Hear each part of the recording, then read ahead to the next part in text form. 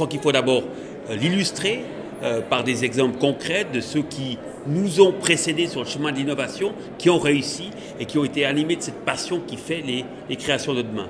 Et puis il faut aussi l'inculquer dans les écoles, il faut l'inculquer dans les centres de formation, parce que rien ne vaut un exemple concret pour donner envie aux futurs entrepreneurs de demain.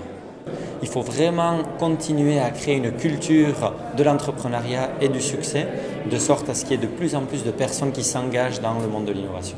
Par exemple, en faisant comme aux États-Unis, en ayant des shows télé dans lesquels on fait parler des entrepreneurs devant des jurys, ou alors, pourquoi pas, en ayant même des séries sur le monde de l'entrepreneuriat, un peu comme ça a été fait dans le monde de la biologie avec, par exemple, Les Experts, qui a été un succès majeur, qui a donné envie à des générations maintenant de se lancer dans la biologie moléculaire.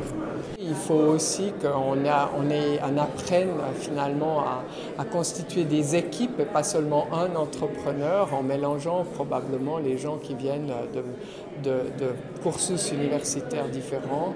Et ça, c'est un peu la prochaine étape, je dirais, pour créer des équipes qui gagnent, des équipes qui ont envie de prendre des risques ensemble, mais avec des compétences complémentaires.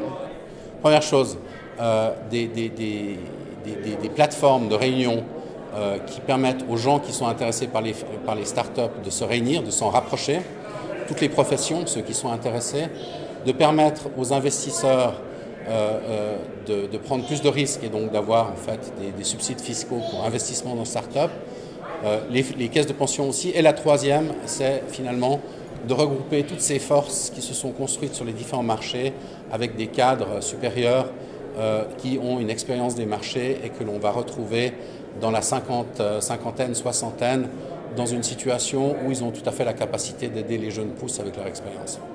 Il manque du financement, il manque probablement du relais, il manque un écosystème de l'innovation au sens large, en termes de fiscalité, en termes de fonds d'investissement, en termes de génération qui a réussi puis qui peut contribuer à l'écosystème, à soutenir les entrepreneurs qui viennent après eux.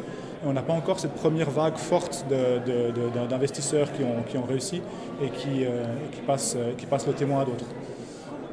Je pense que le canton est déjà très bien équipé.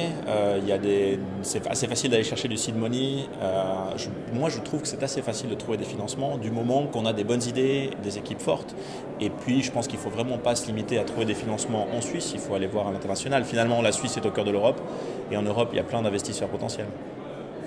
Nous avons déjà un premier défi qui est d'arriver à maintenir le niveau que nous avons atteint, et la responsabilité des autorités est d'amener les ressources financières pour continuer. Et nous avons la chance dans ce canton d'avoir des ressources financières importantes et nous allons continuer à les mettre à disposition. Peut-être un élément d'amélioration, c'est celui d'arriver à mieux raconter le storytelling à l'américaine, pour faire vibrer les gens, faire vivre les projets encore mieux, être fiers de ce qui est fait ici. Nous sommes parfois un petit peu trop protestants.